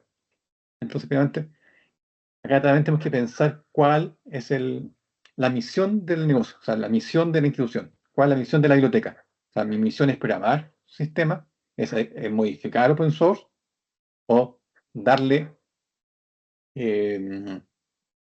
respaldo, infraestructura necesaria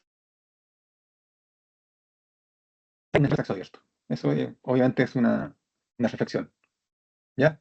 Y claramente, como les comentaba, los modelos de publicación que también van a ser obviamente cuestionados y que están siendo cuestionados y que finalmente acá en Chile, por ejemplo, la ANIT está tomando un papel súper relevante en lo que es la creación también de una referencia, de una política de acceso abierto con respecto a todas esas publicaciones que son de alguna forma pagadas con fondos de... Uno debería creer que también debería estar en acceso abierto o que debería convivir de alguna forma ética, ¿ya? En este ecosistema con los proveedores. Así que, bueno, discúlpeme, creo que me pasé de tiempo.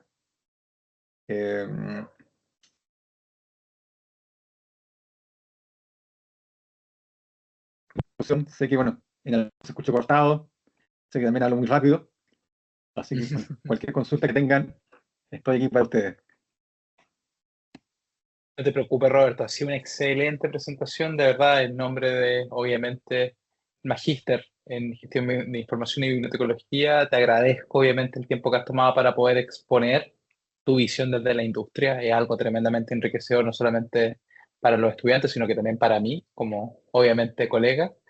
Y efectivamente te extiendo mis agradecimientos por compartir tu conocimiento, que creo que es fundamental que tengamos al menos una mirada general de lo que ocurre desde una visión obviamente de negocio. Así que muchas gracias, Roberto.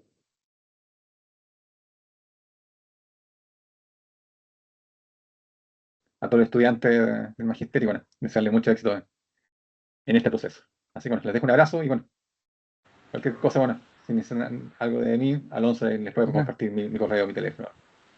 Igualmente, Por supuesto. gracias por Un la abrazo, Gracias. Roberto. Nos vemos, que esté muy bien. Chao, Bueno, chao. Chao, cuídese. Gracias. Bueno, colegas, nos vemos en 5 minutos más. Así que tomen un break y para encontrarnos con la prueba a la vuelta. Un abracito.